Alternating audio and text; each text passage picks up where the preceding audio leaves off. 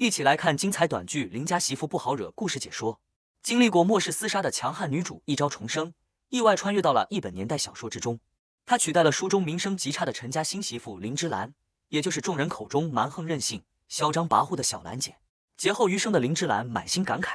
本以为自己终究要丧命在残酷的末世之中，没想到绝境翻盘，意外获得了新生。她快速梳理清楚了自己当下的处境。原主是个不折不扣的糊涂人，亲手把一手好牌打得稀烂。原主刚刚嫁给了当医生的陈老三，拥有安稳的婚姻生活。婆家一家人品性纯良，心地和善，可惜性格太过软弱窝囊。家中公婆老实怯懦，小姑胆小怕事，小叔体弱多病。唯一的大姑姐还常年遭受婆家家暴，日子过得苦不堪言。可原主偏偏不知珍惜，放着安稳踏实的好日子不肯好好过，一心闹着要和丈夫陈老三离婚，只为追随下乡的知青。甚至还当众砸毁了婆家的东西，把家里闹得鸡犬不宁，让自己落得一身恶名，受尽邻里非议。守在一旁的陈老三看着醒过来的妻子，连忙贴心地端来一碗温热的红糖鸡蛋水，轻声招呼林芝兰饮用，叮嘱她喝点热乎的甜汤暖暖身子。林芝兰看着眼前老实温和的丈夫，开口询问陈老三方才对自己的称呼。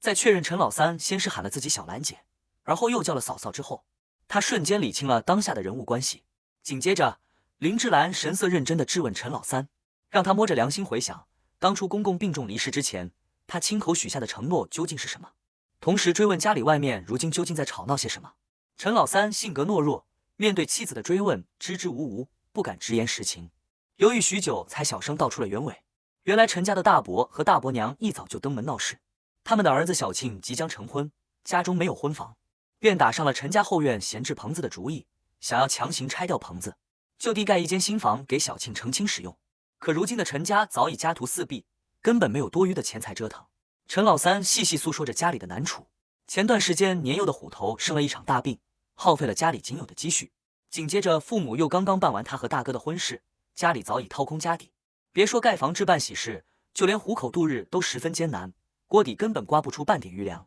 可大伯一家向来自私蛮横，平日里总以亲戚名义上门借钱借物，说是临时借用，实则从来没有归还过一分一毫，一物一件。公婆性格老实，从来不敢和大伯一家翻脸争执。懦弱的陈老三和胆小的家人也只能默默忍受，任由对方肆意拿捏欺负。林芝兰听完前因后果，神色平静地询问陈老三，方才那碗红糖鸡蛋水是否还有剩余？陈老三满脸窘迫地摇了摇头，告知林芝兰，家里的红糖罐子和鸡蛋，早前全都被蛮横任性的原主砸毁摔碎了。刚刚这一碗红糖鸡蛋水，还是他厚着脸皮向隔壁的吴婶子借来的。家里如今已经没有多余的食材了。看着陈老三局促愧疚的模样，林芝兰忍不住轻笑出声，随即坦然开口定下约定，往后自己每天都要喝一碗红糖鸡蛋水，而家里在外招惹麻烦，肆意欺压陈家的大伯一家，由他亲自出面彻底解决。就在两人交谈之际，门外传来了大伯娘撒泼打滚的吵闹声。大伯娘堵在陈家门前，放着狠话逼迫陈老三，扬言他今天若是不肯拿出钱财帮小庆置办婚房，自己就直接撞死在陈家大门口，态度蛮横至极。陈老三连忙小心翼翼地搀扶起身旁的林芝兰，生怕他刚醒过来身体不适。门外的大伯娘依旧不依不饶，一遍遍哭喊嘶吼，以死相逼，非要让陈老三拿出钱来帮衬自家。一旁的陈老三满心无奈，小声向林芝兰吐槽，大伯娘最擅长撒泼闹事，动不动就撞墙、哭闹、打滚，寻常人根本招架不住。经历过末世的林芝兰见惯了各类极端人性，对此毫不在意，内心淡然的感慨，像大伯娘这种蛮不讲理、肆意纠缠的人，在残酷的末世之中，根本活不过第二天。他淡定安抚紧张的陈老三，既然对方难缠，那就索性彻底解决，不让对方再有肆意纠缠闹事的机会。此时门外的大伯依旧在道德绑架陈老三，提起老父亲临终前的嘱托，指责陈老三不顾兄弟情分，不肯帮衬自家，哭诉儿子小庆成婚连一间婚房都没有，逼着陈老三兑现当初的承诺。一旁的小庆也跟着帮腔，理直气壮地表示陈家后院的棚子一直闲置，拿来给自己盖婚房合情合理。嘈杂的吵闹声中，林芝兰从容走出房门，气场全开，瞬间镇住了喧闹的众人。有人不知好歹当众呵斥挑衅，结果被林芝兰迅速出手教训，瞬间没了声响，周遭瞬间变得清静。这时一旁的堂哥凑上前来，假意和林芝兰攀近乎，提起过往的趣事，说当初自家母亲上门提亲的时候，还被林家的大黄狗追得满院乱跑，没想到兜兜转转，最后还是成了一家人。他见陈老三常年在外，林芝兰新婚独守空房，便出言轻浮，言语调戏，试图占便宜。面对堂哥的轻薄挑衅，林芝兰丝毫没有留情，当即出手惩戒。剧烈的疼痛让堂哥瞬间哀嚎不止，连声求饶，直呼胳膊快要被折断。林芝兰神色淡然，冷漠点评对方嘴巴肮脏，理应好好整治一番，以此惩戒他的无理行径。堂哥又疼又怕，连忙向一旁的陈家老爹哭诉告状，喊着自己被林芝兰动手欺负。陈家老爹性格软弱，一时间手足无措。林芝兰见状，沉声开口，让在场所有人安静下来，随即缓缓道出实情，直指大伯一家常年上门借钱借物，次次有去无回，软弱的陈家人次次隐忍，一屋子人敢怒不敢言，才纵容的对方愈发肆无忌惮。林芝兰秉持着亲兄弟明算账的道理，直言亲戚相处贵在有借有还，再借不难。既然大伯一家今日上门纠缠不休，那便默认是前来归还过往欠款的。大伯一家闻言立刻反驳，矢口否认是来还钱的。林芝兰顺势敲定定论，既然不是还钱，那便是上门强行抢钱，当即要求对方尽数归还这些年从陈家拿走的钱财物资。一旁看清局势的陈家小姑三丫心中暗自感慨，一碗红糖鸡蛋水就换来了嫂子出手相助，帮家里解决多年的麻烦，实在太过划算。看着从容霸气的嫂子，心里更是满心敬佩。紧接着，林芝兰让心思细腻、记性极好的三丫细细清算大伯一家多年来的所有欠款和物资。三丫条理清晰，一桩桩、一件件细数过往的账目。上个月12号，大伯娘上门借走3块钱，临走时还顺手拿走了家里好几张面饼子。上个月7号，大伯以家中老二生病为由，上门张口索要10块钱。那笔钱是陈大哥刚寄回来的津贴，连信封都没拆开就被大伯强行拿走。除此之外，去年秋收生产队分粮，大伯娘仗着长辈身份，以陈家人口多吃不完为由，强行抢走了大半粮食。过年的时候，大伯家又上门借走5斤白面，承诺初2归还。时至今日也没有半点动静。仅仅从去年年底到当下，大伯一家从陈家白拿白借的钱财，就足足有70多块，还不算各类粮食、物资。清晰的账目摆在眼前，大伯一家瞬间哑口无言，再也无法狡辩。林芝兰让人备好欠条，确认账目无误后，要求大伯签字画押。大伯又气又急，转头指责陈老三纵容儿媳欺负自家长辈，斥责陈家儿媳蛮横无理。性格软糯的陈老三连忙打圆场，劝说过往的事情就此结果，不想再继续争执。可林芝兰绝不妥协。陈家老爹见状想要阻拦，却被林芝兰出声震慑。无奈之下，老爹只能顺从。林芝兰直言钱财重要，儿子的安危更重要。若是一味软弱退让，只会让家人持续受委屈。一旁的大伯娘还在不停辩解，声称一家人互相帮衬，吃亏沾光都是常事，没必要斤斤计较，上纲上线。陈家大娘见状连忙劝说丈夫答应打欠条，不要再继续僵持，免得再生事端。大伯一家被逼无奈，只能妥协，却又借口自己不识字，无法书写欠条。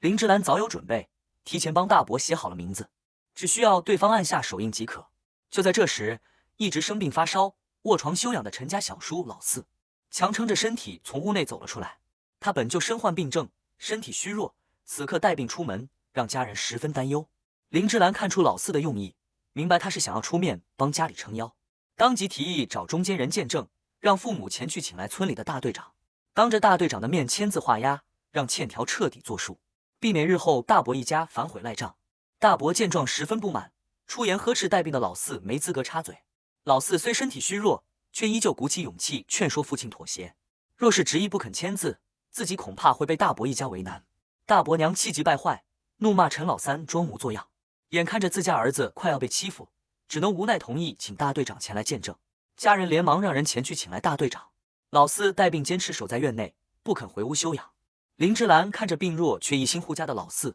心中暗自点评。虽说他身患疾病，身体孱弱，却在家人受欺负时挺身而出，并非懦弱废物，反倒十分有骨气。老四闻言顺势回击，直言自己再没用，也比不上大伯一家借钱不还，肆意欺压亲人的行径。很快，大队长赶到陈家，看着院内僵持的众人，开口询问闹事缘由。大伯依旧嘴硬，声称亲兄弟之间临时周转钱财，没必要闹到村干部面前，太过小题大做。林芝兰当场反驳，就算是亲戚周转，也应当账目清晰，有据可依，避免日后记错账目，滋生矛盾。随后三丫继续细数账目，将去年秋收被抢走的半袋工分红粮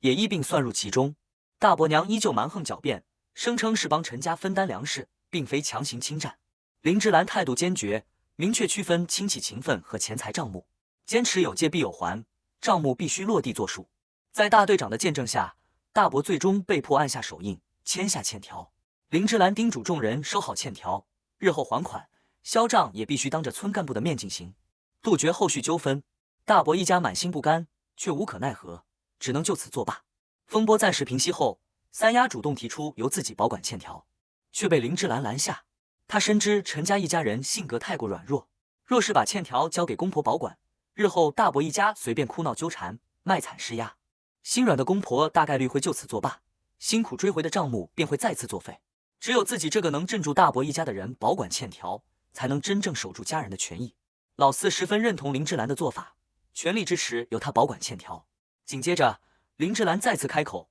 表明此次清算欠款和方才出手解围是两码事。一碗红糖鸡蛋水只是临时解决眼前麻烦，追回多年欠款才是正经事。三丫满心欢喜地畅想，若是这笔欠款能够顺利追回，家里就能添置几只下蛋的母鸡，往后嫂子每天都能吃上握着双蛋的红糖鸡蛋水，还能买来猪肉，肥肉熬炼猪油，炒菜增香，瘦肉腌制成腊肉，焖饭时放入几片，米饭都会变得油亮鲜香，一家人的日子也能彻底好起来。林芝兰看着家人质朴的期盼，坦然应允下来，正式接手打理家里的琐事。就在一家人安稳闲谈之际，村口突然传来消息，邻居婶子匆匆上门报信，告知陈家众人，刚刚在村口看到出嫁的陈家大姑姐陈慧红抹着眼泪回了娘家，看着委屈又狼狈，大概率是在婆家受了委屈。三丫得知消息后，瞬间心急如焚。大姑姐陈慧红平日里极少回娘家，若是能哭着回来，必定是在婆家遭受了天大的委屈。可她心里十分清楚，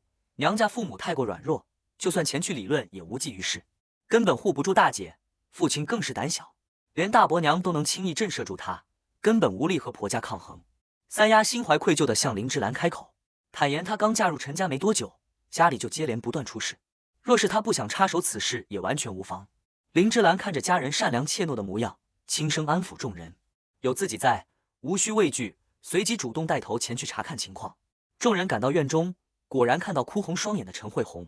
母亲连忙上前询问女儿受了什么委屈。陈慧红满心悲愤，哭诉自己的丈夫王建设品行不端，公然和村里的周姓小寡妇厮混，两人衣衫不整共处一室，被他当场抓包。他只是提出要回娘家，就被王建设动手殴打，受尽委屈。众人听闻此事，满心愤怒，都看出王建设平日里就品行不端，心思不正。就在众人安抚陈慧红之际，王建设怒气冲冲追到陈家，蛮横嚣张的大喊大叫，斥责陈慧红擅自跑回娘家，还扬言陈慧红身为王家媳妇，自己想打想骂全凭心意，不许旁人多管闲事。嚣张的王建设根本不把陈家众人放在眼里，肆意辱骂陈慧红，口出狂言威胁众人。三丫想要上前阻拦，却被母亲及时拦下。担心冲动的三丫和王建设起冲突吃亏，面对蛮横霸道、肆意欺辱人的王建设，林芝兰不再忍让，直接出手将嚣张的王建设打倒在地。突如其来的变故让所有人都猝不及防，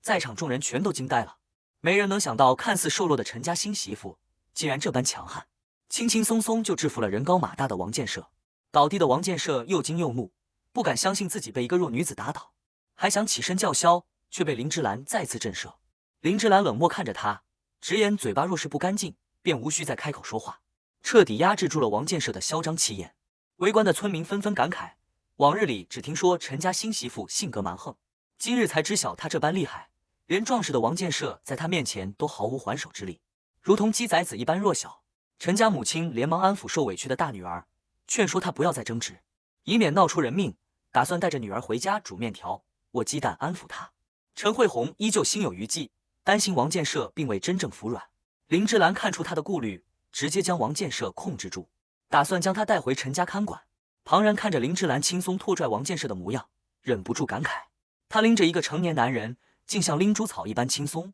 气场十足。三丫心中满心担忧，害怕王家后续会上门要人找麻烦。林芝兰早已想好对策，直言王家若是想要回人，绝不可能轻易如愿，必须拿出等值的东西来交换。三丫瞬间来了精神，主动细数王家的值钱物件，打算列出赔偿清单，为大姐讨回公道。此时三丫心中暗自回想前世的遭遇，满心庆幸如今有了嫂子撑腰。上辈子大姐受委屈回娘家，王建设强行上门带人，懦弱的父母和自己根本无力阻拦。大姐被强行带回婆家后，日日遭受虐待，陈家从此也再也没有过上一天安稳日子。这一世有林芝兰在，一切悲剧都不会重演。就在众人交谈之际，发着高烧的老四再次强撑着身体走出房间。他本就身体虚弱，高烧未退，吹风后病情极易加重。家人见状连忙劝说他回屋休养，可老四却执意不肯，悄悄将一把开过刃的短刀藏在身后，守在门口。林芝兰敏锐察觉到老四的异常，